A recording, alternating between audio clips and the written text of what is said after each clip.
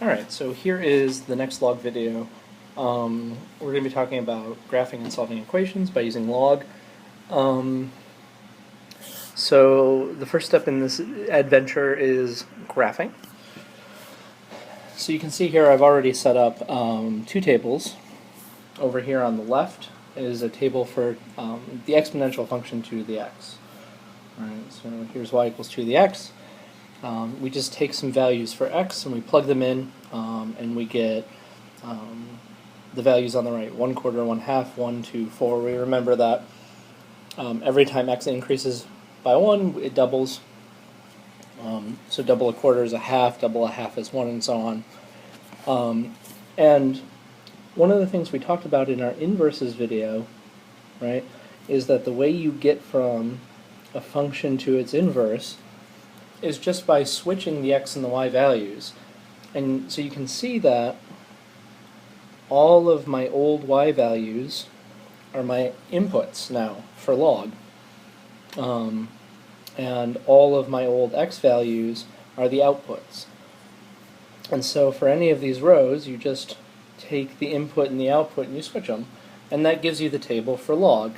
Right? And that's the main reason that that works, is that log and the exponential function are inverses. So to graph log, you could just graph the exponential function and then switch the x and y values. And so here is a diagram showing what happens. If we look again, 1/4, 1/2, 1, 2, 4, those are giving us these values. And so there's our graph of 2 to the x. That's familiar. The effect, right? The effect of replacing a function with its inverse is you flip over the line y equals x. And so this is the line we're going to switch over, and you just instead of plugging in 1/4, 1/2, 1, 2, 4,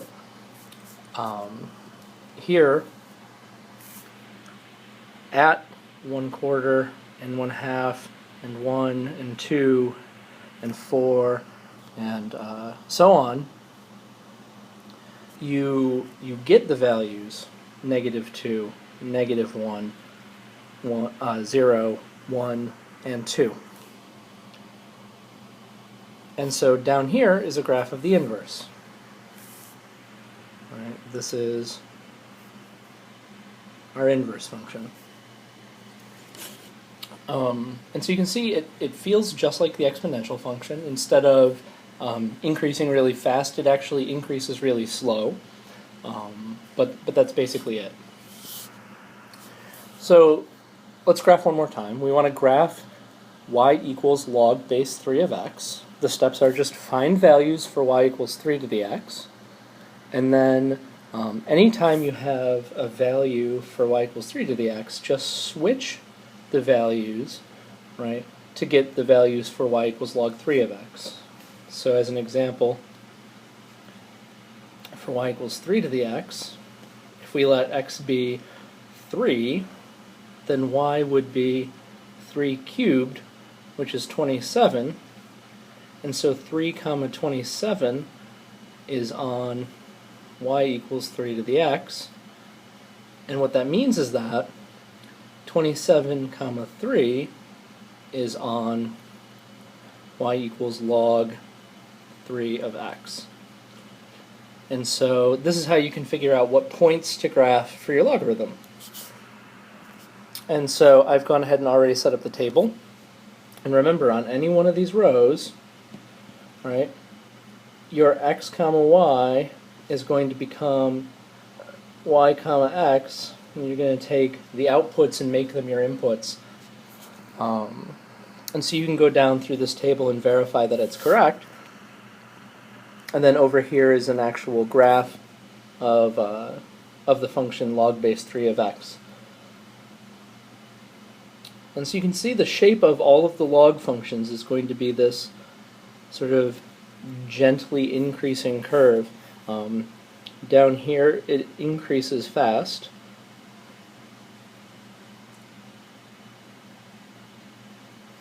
And then eventually it increases slowly. Right? Once it actually gets past 1, and you can see that 1, 0 is always going to be on our logarithm function, is always going to be on our graph of our logarithm. After we move past there, it starts increasing slowly. So that's how we graph our basic log functions. And now we're going to talk about how to use the logarithm to help solve equations. And so the main thing we do every single time we try to solve any equation at all. And you can see down here I've put up sort of this boring, very basic equation, 2x minus 5 equals 11. Anytime we try to solve any equation, the entire point is to get a variable by itself. Right? So here, the only variable that exists is x. We want to get x by itself. Right? So whenever you see any equation, right, you find the variable that you're going to look to solve, and you imagine being that variable, and you imagine what happens to me step by step. What's the first thing I see? Right? And in this equation, the first thing we see is that x is multiplied by 2. Right? The closest thing to x is that 2. And then the next thing that happens is we subtract 1 from the result of being multiplied by 2. Right? And then we square it. Right? So this 2 is the first thing, this minus 1 is the second thing, and this squaring is the third thing. Those are the three things that happen to x in order. And so the way you get x back, right? The way you get x back is you just go backwards through your list and undo each step. So if the last thing that happened was squaring, then the first thing that's going to happen is unsquaring, which is known as taking the square root. So remember we started with 2x minus 1 squared equals 5. Right? This is the start. The first thing we do is we take the square root to get rid of the square. And when you take the square root of two sides of an equation, you introduce a plus minus on one side, and so we get 2x minus 1 equals plus or minus 5. And then the opposite of subtracting 1 is adding 1, and so to get rid of the minus 1, right, we need to add 1 to both sides. And then we want to get rid of the 2, right? We want to get rid of the 2 by dividing both sides. And so here is our final solution. And then the last thing you're supposed to do is to check both answers, make sure they both work, and then if you need to, reject one of them. And so here's an example equation, right? 2 to the x equals 5.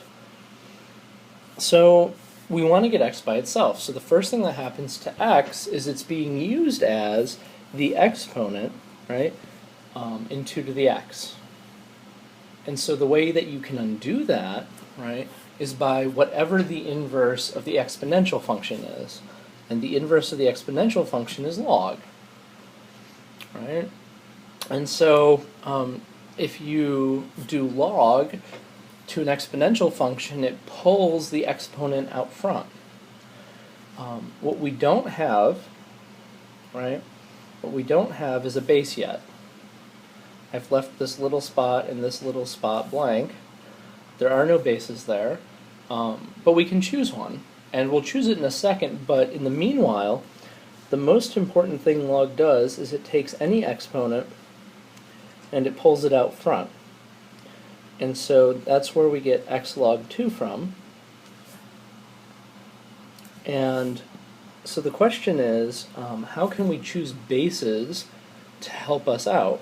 Whatever I put down here will determine how we evaluate the log. If you remember,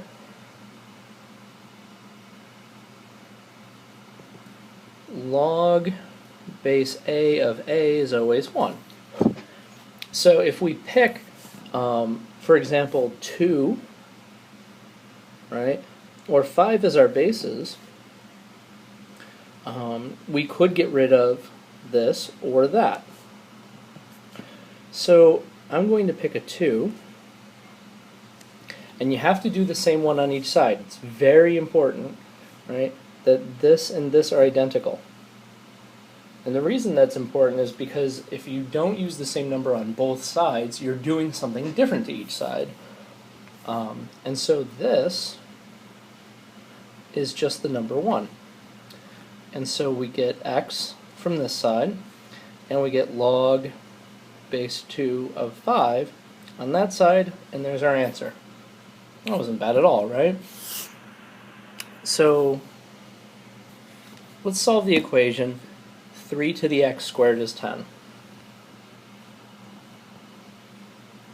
What we're going to do is we're going to need to undo, right? We need to isolate x. So if we think about our list, 1, x is squared, and 2, the result is used as an exponent.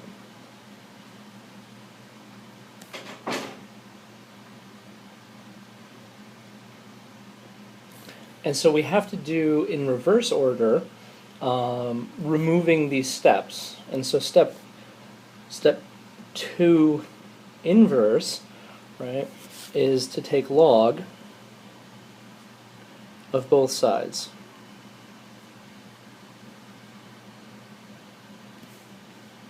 And so let's take log of both sides.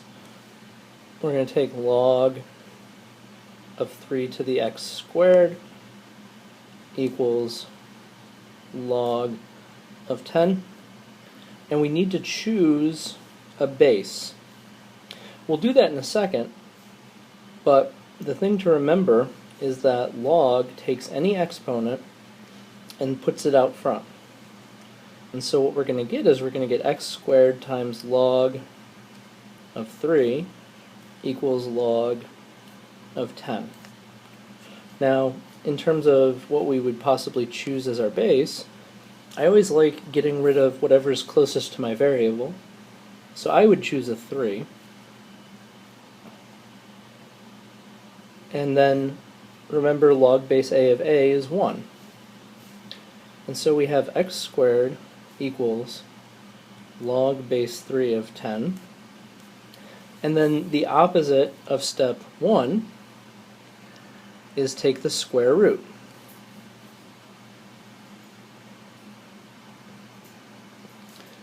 And remember, when you take the square root of both sides of the equation, one of the sides needs its plus minus, and so we get x equals plus or minus the square root of log base 3 of 10. And there's our final answer. Let's try one more. So this is an example of one that's going to be much more complicated because you're going to have to be comfortable using logs of numbers as a constant. So here we need log to get the exponents back on the ground. Right, we want to pull the x minus 1 and the x and the 7 to the x down to the ground level, right? So what we're going to do is we're going to take log of both sides.